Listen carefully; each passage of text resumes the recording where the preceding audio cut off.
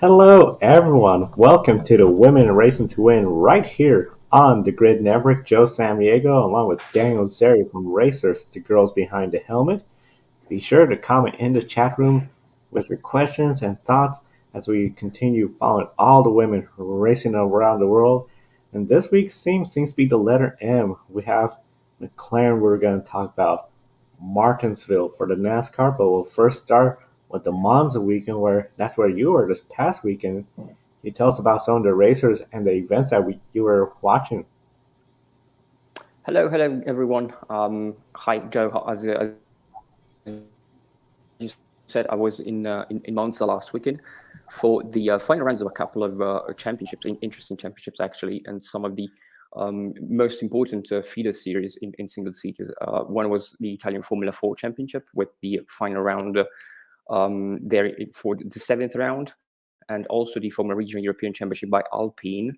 And also there was the final race of the Italian GT Championship, the Endurance Cup week, because previously 2 weeks ago we had the final round of the sprint series in Mugello actually.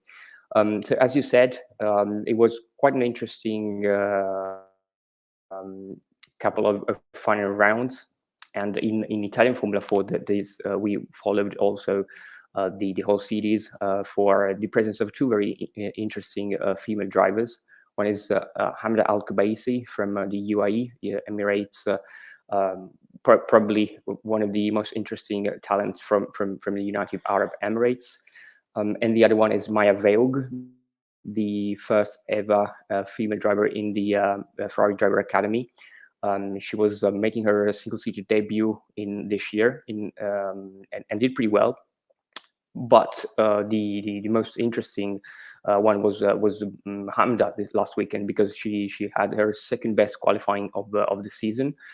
She qualified in P10, P9, and P6 for the three races of the last weekend in Monza. We have to say that she has historically been very, very strong in Monza. She made her debut in 2019 at the track. And then in 2020, she was again in the points. She was one of the two rounds. Then she finished in the points in 2020. So she came with a lot of high expectations for the final race here in Monza last weekend. Unfortunately, had a couple of unfortunate races because of the weather. She is not very used and doesn't feel very comfortable in rainy and conditions.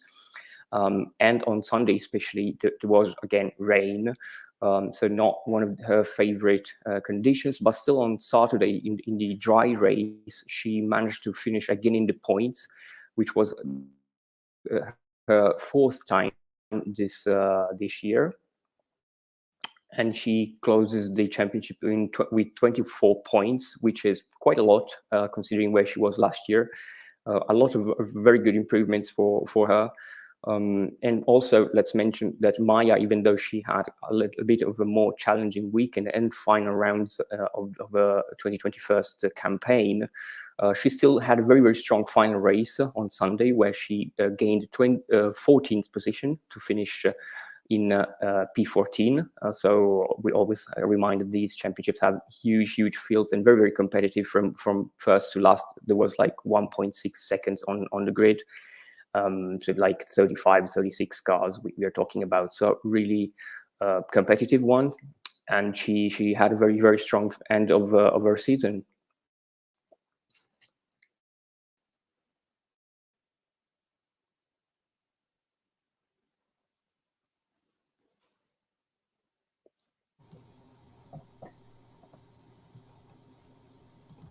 Very strong end to her season. I know it's very exciting to hear about Maya and Hamda's weekend at Monza.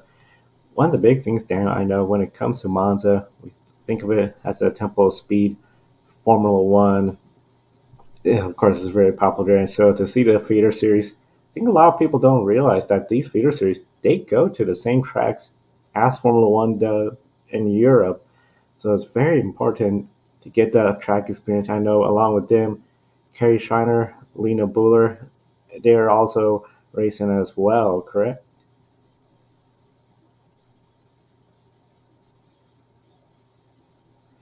definitely it was very exciting to see the Exactly. two of them. In Formula Regional European Championship, we had Léna Bühler, Swiss driver, 23-year-old.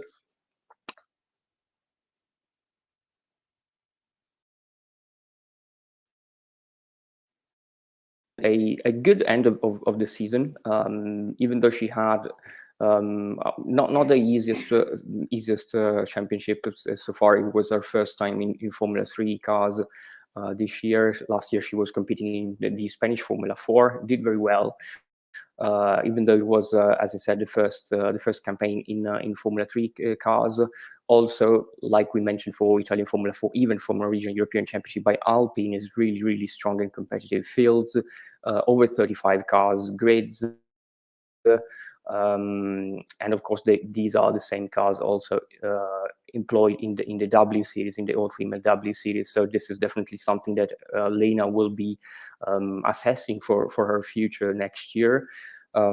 She was pretty strong in the final race, which also was red flagged for a couple of incidents.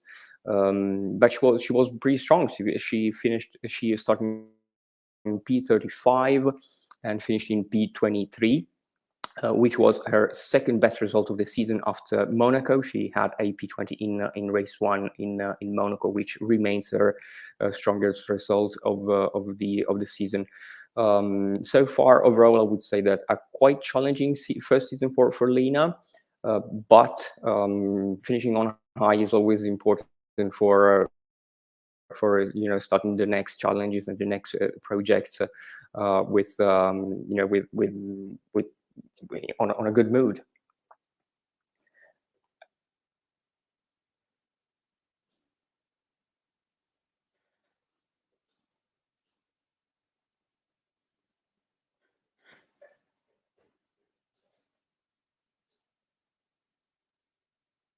Racing for Léna Bühler at Monza, and you mentioned the W Series. Well, that could be really potentially exciting for her as well. And of course, Carrie Schreiner as well, being at Monza too.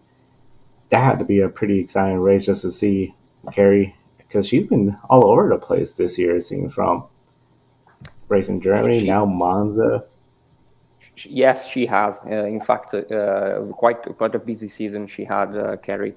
This year she raced in many different series. One of them was the Italian GT Championship, of course, as we mentioned. She's racing with AF Corse, the official Ferrari team for many GT championships worldwide, especially here based in Europe, but also some in the US. And Carrie has raced both in the sprint series and the endurance series. Unfortunately, there is kind of a not very good rule, I would say, for the endurance series, because the teams that wins the previous race carries a 20-second success penalty into the next one. So Carrie and her team had won the previous race in Vallelunga 1 month ago. She has done pretty well in the Italian GT. She has scored 3 podiums and 1 victory. And of course, carrying the 20-second success penalty into the final round of the season in Monza was a little bit of a challenge for the EF Corse team. And yeah, they had to serve the penalty during the first pit stop. The Sean Hudspeth, the Singaporean driver that has been racing in the series for a couple of years now and is a previous series champion. He was coming back from an injury, from an ankle injury that he had in practice, not in motorsport related, but in training rather. He was coming back to racing in Mugello, and then coming into the final round in Monza. He was still not 100% in shape, I would say. He did the first stint of the race. They started P4, even though they topped one of the practice sessions on Friday. On Saturday, they had qualifying, and they qualified in P4, and then in Sunday's race, and it was a 3-hour race. And Sean Hudspeth did the first stint, the first hour into the race. Dropped back to P8. I would say he had also a problem with the drink system, and he couldn't drink for the final 20 minutes into his stint. Then Carrie Schreiner did the second stint. She was pretty strong in her part, did no mistakes, and went back into the pits for the final stint for Davide Rigon as a really strong driver, Italian and manufacturer driver from Ferrari. So he definitely had a final very strong stint, and they managed to get back into P6 at the end of the race, which was kind of okay considering the penalty, the 20-second penalty that Carrie had to serve during her pit stop. But still strong end of the season. They finished P4 in the standings, in the overall standings, which for her first time in Italian GT, I would say it was kind of a success. Big time success for her and that team overall this season. And of course, it's always interesting with the rule about that time penalty for the previous week winner. Really does handicap the teams, and especially at Monza where the speed 20, oh man, each and every second is so much ground loss compared to a tight technical track. It's just something else, but it's just part of the rules of the game when you enter it in the season. You know that's what's going to be and the way it goes. And of course, these racers are always going to try to win no matter what motorsport discipline. And going from the high speeds, the tempo speed, Monza, to the shortest track of all of NASCAR, Martinsville. Martinsville had a busy weekend. Of course, we all heard the news of the Cup Series race and all the mayhem that occurred there. However, there was two other races, and we'll start this time with the Dead On Tools 250, the NASCAR Xfinity Series. They ended the Saturday night race, setting their field for the championship four in Phoenix, Arizona. Almost said Homestead, Miami. I'm still used to them going to Miami for the season finale. But in the Xfinity Series, we saw Natalie Decker and the number 23 Chevrolet. This is only her fifth start of the year. Of course, we know she's been sidelined most of the year, but has been doing lower level events. She's had some pretty unfortunate luck when it comes to the Xfinity Series. Good example, the Daytona road course. She is really good on the road courses, but no circumstances of her own got taken out on that first lap, which then caused transmission damage, ending her race early on. In Martinsville, the short track, she started 26th place. Martinsville Speedway, for those not familiar, is about half a mile paperclip track. And the reason why they call it a paperclip track is essentially two long straightaways. They refer to drag strips, and then two U-corners. So imagine just trying to go down a drag strip, slam on the brakes, make a U-turn, do it all over again. That's what they were doing for 250 miles. And for Natalie Decker, she brought that car in the lead lap, completing all the laps, and 25th place. Now, considering we've had 40 vehicles starting this race, and about 30 vehicles were left running to keep the vehicle going on the lead lap, avoiding the trouble. Because in Martinsville, beating and banging is one thing. You see it all the time. Avoiding the trouble when there's a crash, that's another thing. And for her to bring it back, definitely has to be a strong effort, a good effort to hopefully do something in 2022. Hopefully we can see her in more Xfinity Series or even full-time again in the Truck Series in a good ride where she have the equipment to go out there and succeed on the track. Now, as I mentioned, the Truck Series, they started out Saturday with the first race of the day, in which for 200 miles, they were going around Martinsville Speedway. And the two drivers there starting off with Jennifer Jo Cobb. Of course, Jennifer Jo Cobb is a much smaller, less funded team. They've had their up and downs this season, and of course, one of the big things without qualifying, they are always towards the back. And just a system where if you finish in the back, you're going to start in the back. Start the race, essentially 32nd place. With the way Martinsville is, if your truck is not handling good or your race car, the track is so short, within the first 10 laps, the leader could be right there lapping you down. And unfortunately for her, that was the case. Just off the pace, the leaders put them in total 14 laps down. Out of the 40 trucks that started, 39 impressively finished the race. The big driver that went out, of course, John Hunter Nemechek, who is in a championship for barely, but that just to prove finishing in Martinsville is definitely something that's a challenge of its own so far. Jennifer Jo Cobb, despite finishing 36th place, 14 laps down, still a good effort for her and her team, much smaller team that are looking at completing this entire year. And Hallie Degan, she of course has had some good success this year, and this race particularly, she was running well, staying within that top 25, and that's the big thing. Staying out of some of the bigger trouble, didn't get involved with any of the crashes. Of course, with 39 trucks finishing the race, didn't see a whole lot of action compared to the Xfinity race where you had more vehicles not finishing the race. The big thing was on that final restart where we saw the two leaders crash out. She was able to pick up positions, finish 19th place, and most importantly, finishing on the lead lap.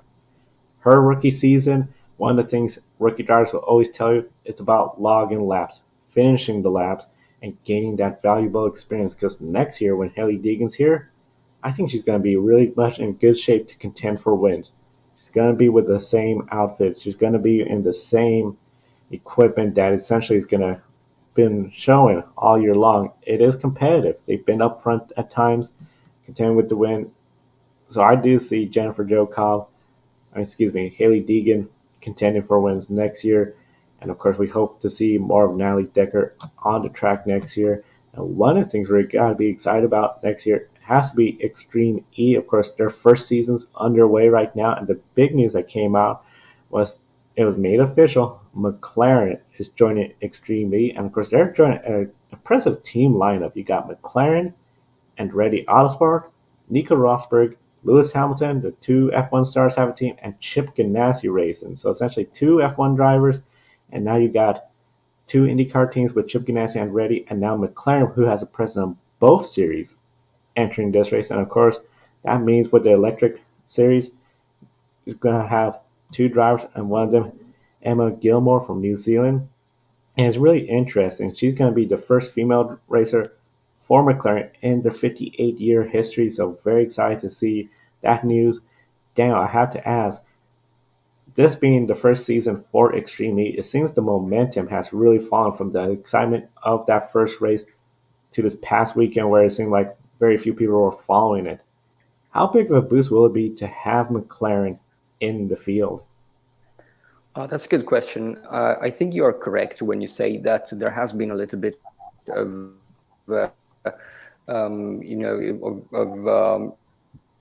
attention going down from since the beginning of the season. Also, I think it might be due to some of the series itself, decisions of the series. Of course, the races, we know that so far there have been some kind of a delay in the broadcast. There has not been live timing, for example. It's a little bit challenging for logistically, because of course they're racing in remote areas most of the times. So there has been some kind of challenges that they're still trying to work around. So I think this has ultimately played a little bit not on their favor when it comes to spectators. There are a little bit more used to other sporting events, like traditionally for their broadcasts. But that said, as you mentioned, the presence next year of big manufacturers or big teams like McLaren, for example, that will certainly help.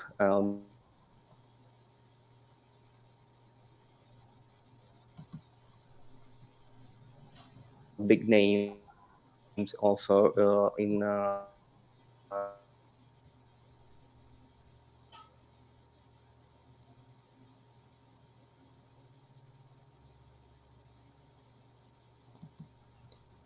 Yeah, some of the big names, as you mentioned, I believe internet may have frozen up a bit, but as you were saying, and having some other McLaren there, teams,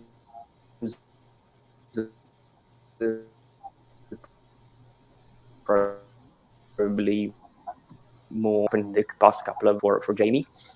We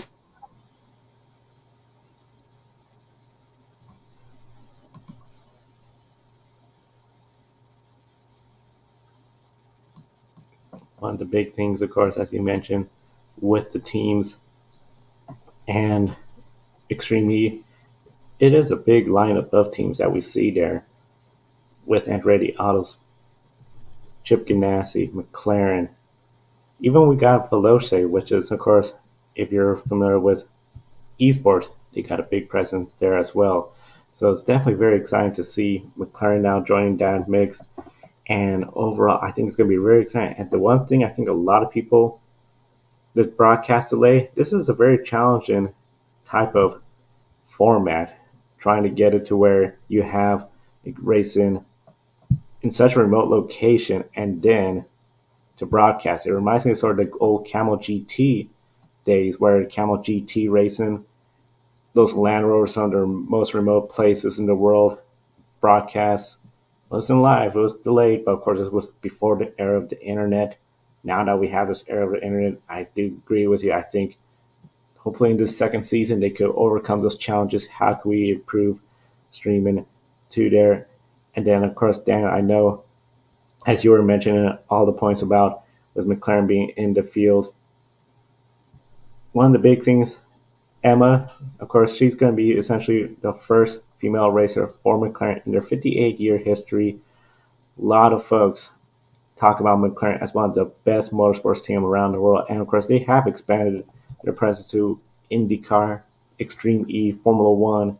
There's still rumors they might be in Formula E. We'll definitely be following that news if that happens.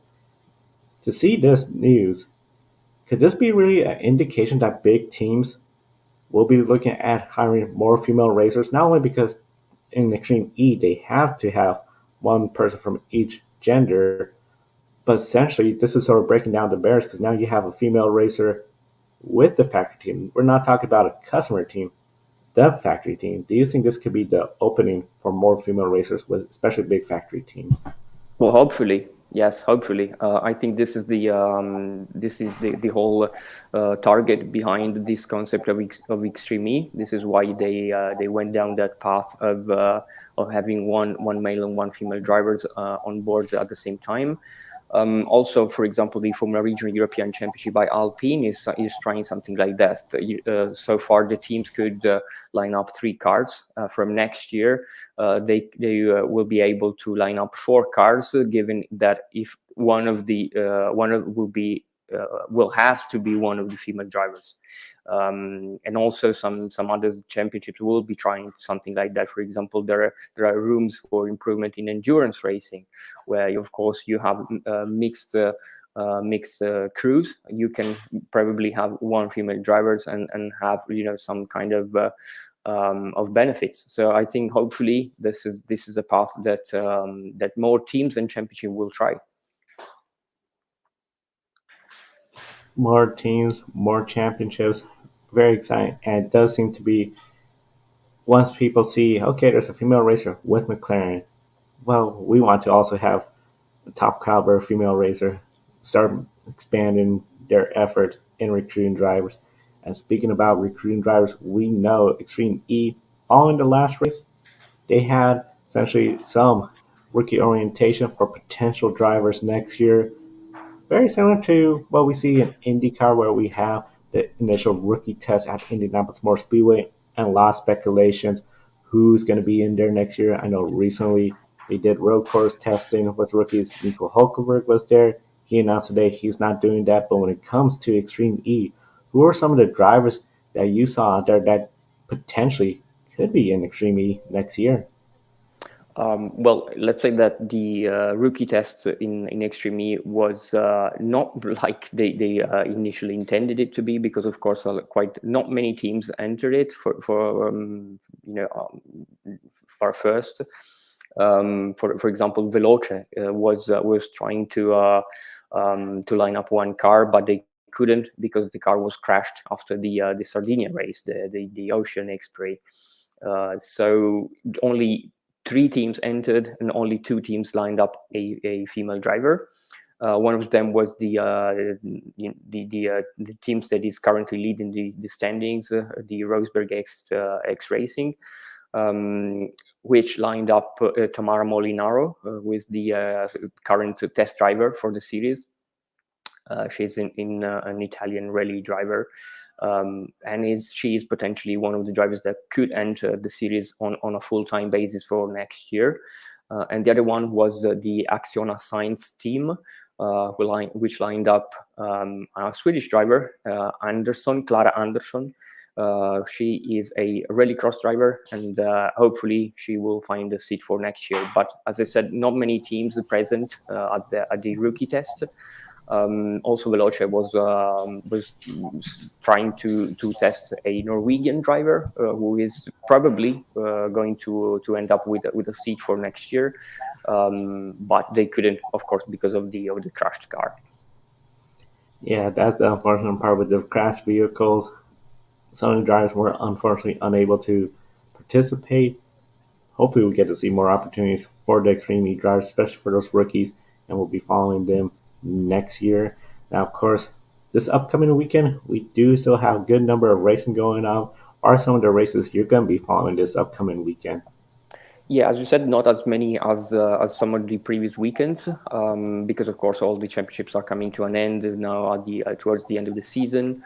We are rounding out all the series weekend after weekend. We still have the final round of the FIA World Endurance Championship in Bahrain. Last weekend there was the 6-hour race.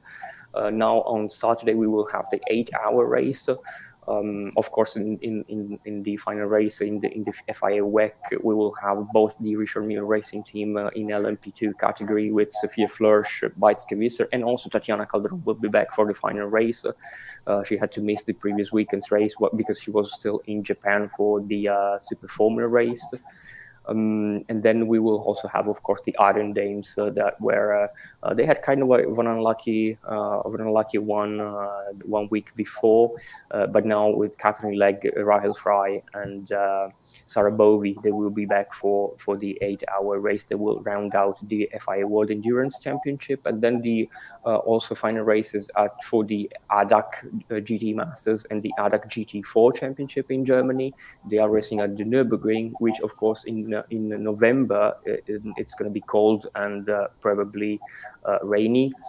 And hopefully there will be not snow and ice on track, because that is a very realistic possibility at the Nürburgring during this time of the year. We have quite a lot of female drivers also in GT4, for example, the 2 Kreuz-Pointer twins racing for team drivers, and also Gabriela Gilkova. She is racing and she's doing very, very well this year in the ADAC GT4. And of course, in the GT Masters Championship, we have Simona Di Silvestro, one of the biggest racing stars if we talk about female drivers. And then, as you mentioned before, also the final rounds of NASCAR with the track race series in Phoenix, and also the ARCA Menard Series West, which will feature 3 female drivers: Toni Breidinger, Bridget Burgess, and Gracie Trotter, also on Phoenix this coming weekend on Friday, I believe. And we encourage everyone to be sure to visit the website Behind the Helmet. Of course, there you can see a listing of all the races coming up this weekend, including, as you mentioned, the ARC Menard Series West, Phoenix, very popular venue for all the ARCA series, NASCAR, and of course the Silver Bullet series that used to run back in the day as well. And of course, we invite everyone to be sure to visit racersbehindthehelmet.com for all the latest news and stories involved in all the female racing around the world. Some of the stories we didn't get talked about include Tatiana Calderon and the season finale in Japan for the Super Formulas. Be sure to follow them on Twitter as well. And of course, right here on YouTube, be sure to like, subscribe to the Grid Network. We'll be back on the air next Thursday. And then, of course, Saturday, we're on the air Grid Live pre-race. We're going to be previewing Formula One. We got MotoGP, NASCAR Cup Series final, and the Repco Supercar Series. Then we do it all over again Sunday with the wrap-up show, Wednesday Grid Night, and then we're back on the air again.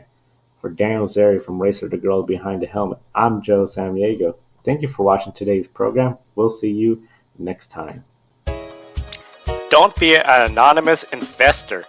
Join the stock market social media platform, public.com.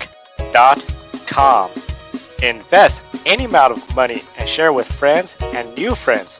Discover new opportunities, such as new companies and potential business partners, and useful tools for beginners, and share your experience with friends on public.com. Link in the video description gets you $5 for being a Grid Network viewer. Use the referral code GRIDnet for your free $5 to invest and start investing and networking on public.com.